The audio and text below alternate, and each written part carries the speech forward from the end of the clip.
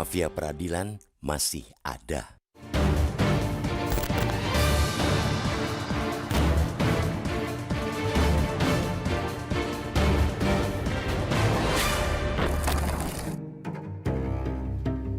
Penahanan oleh Kejaksaan Agung terhadap bekas Ketua Pengadilan Negeri Surabaya, Rudi Suparmono, kian membuka mata publik bahwa isu mafia peradilan masih dirawat di negeri ini.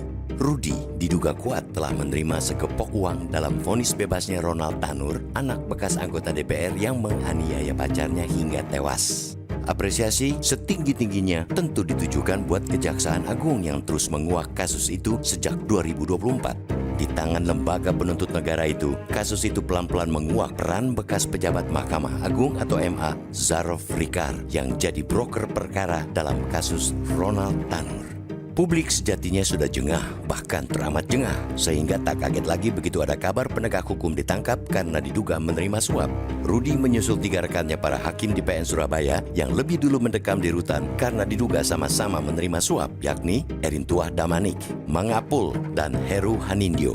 Mereka diduga bersekongkol dengan memberi vonis bebas kepada Ronald Tanur. Dalam sidang kasasinya, MA membatalkan putusan bebas itu dan menyatakan Ronald terbukti bersalah karena menganiaya pacarnya hingga tewas. Peran Rudi CS termasuk bekas pejabat MA saat membebaskan Ronald di PN Surabaya kian menguatkan kegagalan MA mereformasi lembaga peradilan itu. Lembaga itu mulai dari pengadilan tingkat pertama hingga tingkat MA masih dipenuhi oleh tangan-tangan kotor sebagai pemegang palu keadilan. Tak cocok rasanya memberi stempel wakil Tuhan kepada lembaga yang masih sekotor itu. Stempel palu gada rasanya lebih pas. Apa lu mau? Gua ada. Kalau ingin mendapatkan keadilan, jangan lupa siapkan duit. Begitu ejekan masyarakat kepada penentu keadilan di muka bumi ini tersebut. Kasus Rudi bersama para pengadil itu juga kian menegaskan mafia peradilan telah mengakar dan membuatnya berdiri teramat kuat di negeri ini. Para hakim di PN Surabaya itu bukanlah pengadil pertama yang terseret kasus suap. Di tingkat PN ada nama Kartini Marpaung, Ramlan Komel, dan masih banyak lagi.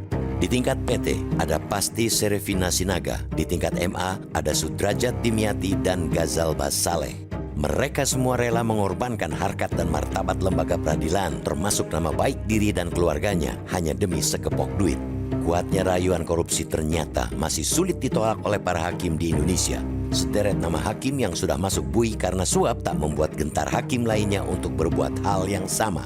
Pertanyaannya tentu, mengapa para hakim tak pernah takut untuk korupsi? Pertanyaan itu tentunya dengan mudah dijawab.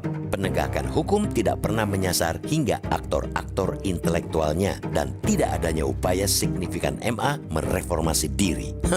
Jelas di sini MA masih gagal move on. Lembaga tertinggi peradilan itu belum dapat menyapu hakim, panitera, dan pegawai pengadilan yang kotor agar lembaga itu tak berani didekati kuman yang bernama maklar kasus.